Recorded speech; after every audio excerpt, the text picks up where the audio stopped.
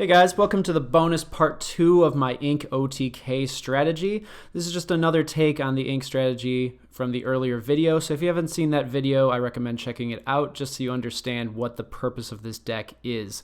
This is going to be another short video just to show you the differences between the two, the difference in strategy and the difference in card the deck makeup itself. So I will just quickly be going through to kind of show you the exact changes that need to be made to facilitate this and how it works compared to the other deck.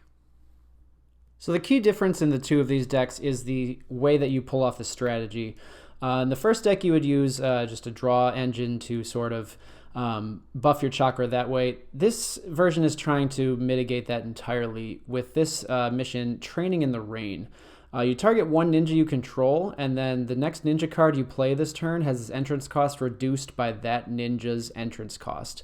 So with Ink Bat being a turn 5 ninja with a put and play effect that you can do immediately on turn 0 if you have the chakra, you can put and play Ink Bat on any turn, and then on turn 3 with Training in the Rain, you can target Ink Bat and reduce any of your next ninja's deployed entrance cost by Ink Bat's entrance cost, which is 5. So with that strategy, you can actually put and play Sage Mode Naruto on turn 3, which is, 4 turns early, which is very, very powerful. Now, Sage Mode Naruto's effect is your discard pile is considered to be in your chakra area, and when you play a jutsu, move all chakra used to pay for that jutsu to the bottom of your deck. Now, because it's only specifying that jutsus are using the chakra refresh ability of that second part of the effect, ninja effects are not going to be refreshing your chakra into your deck. So essentially, if Sage Mode Naruto is on the field, every single ink effect that is paying chakra to put the card into play, if that chakra is in the discard, it is not moving anywhere, and it is an infinite supply of chakra for that ninja card effect. So in essence, if Naruto Sage Mode is on the field, every single ink ninja that you have can infinitely be recycled onto the field, destroyed by Ink Eagle, put back onto the field, and destroyed again.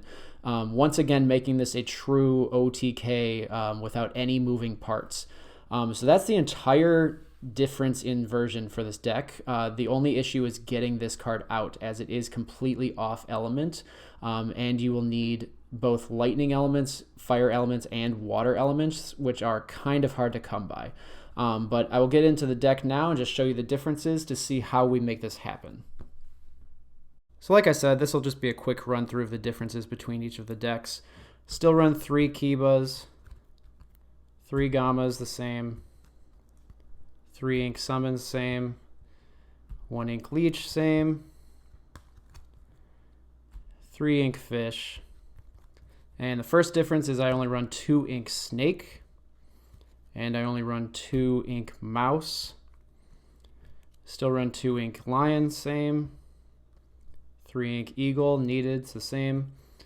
Now the next difference is I run 3 Naruto Like Whirlwind. His effect is when this ninja is deployed, randomly select one of your opponent's battle rewards and move it to your hand. So this is just a better +1 draw effect.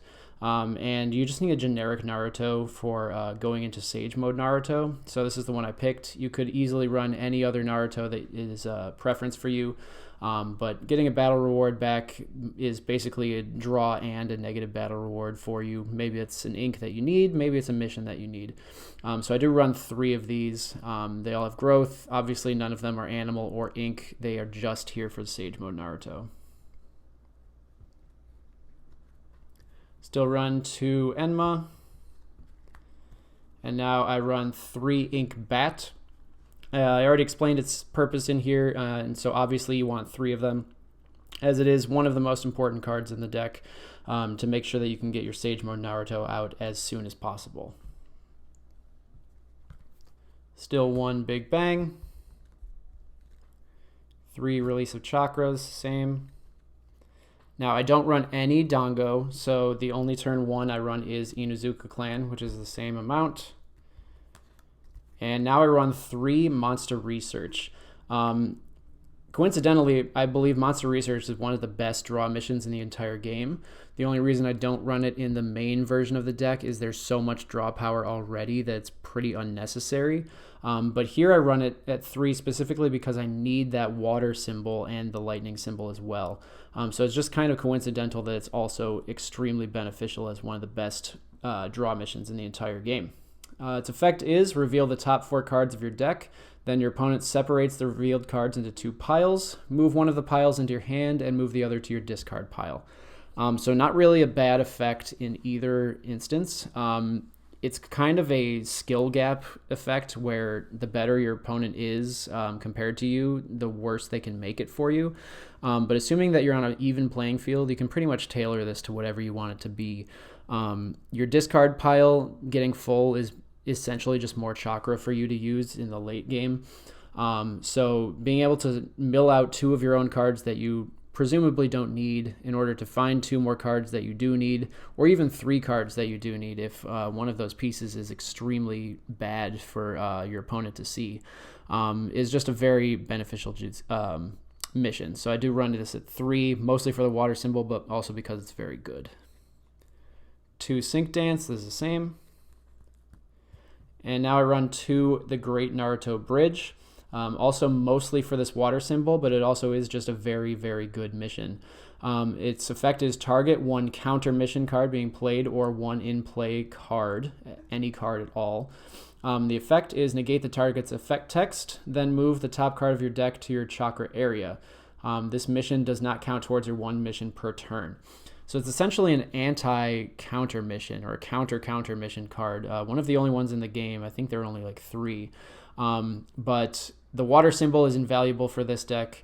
And this is a main way that you could counter like comparative strengths or dehydration being on your Ink Eagle. Not really necessary in the main other version of the deck that I run, just because, Ink Eagle is very easy to get out and get around those counters, but still very helpful if you need it in a pinch, and the water symbol is very valuable.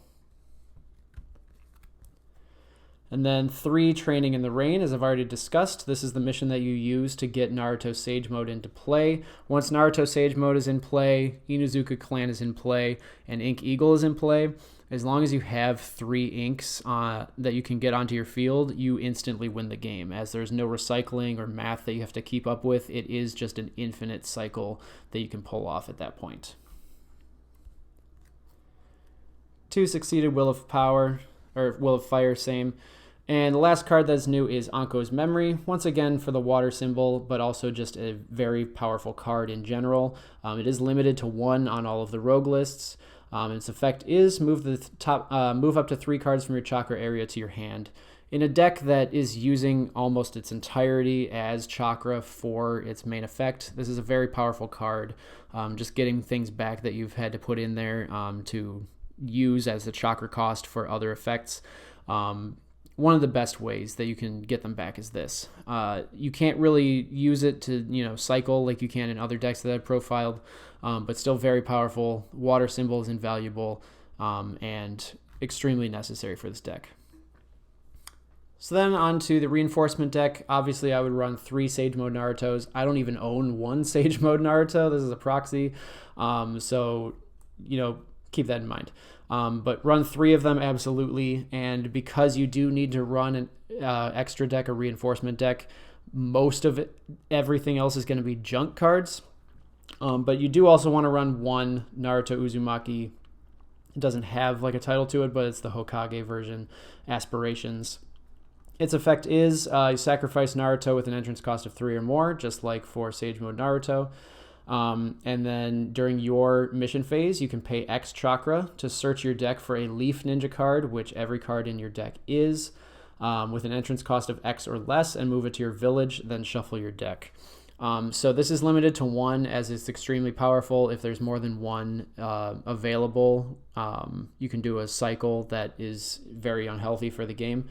But a good strategy to do is to use if you're unable to pull off the Training in the Rain, obviously. But you can use this to put this in play, use its effect to search for any of your cards in the deck, put it in play, and then go over that with Sage Mode Naruto to sort of just get a free deploy for that turn. So like I was saying, there's only going to be 4 necessary reinforcement cards in your deck here. So you're going to want to fill the rest up with 11 junk cards, just in case you run the off chance of running into like a Tsunade Childhood or Kiba Nakamaru that can discard your reinforcements. Because if you don't have Sage Mode Naruto, this version of the deck is pretty much useless. So that is the deck. I just wanted to get this second version out because I do think that they both have their merits. They're both better and worse in different ways. I've tried half a dozen different ways to make Ink work. Maybe I'll make a deck on those other ways later. But Ink is just very finicky and requires a lot of moving parts that are kind of hard to line up and get together. So I hope you enjoyed both versions of this deck. Like I was saying, Ink is one of my favorite archetypes, one of my favorite types of decks to just kind of play around and make work here. So I hope you enjoyed. Like and subscribe this video, like and subscribe the other video. And I hope to see you in the next deck profile in just a couple weeks. Bye.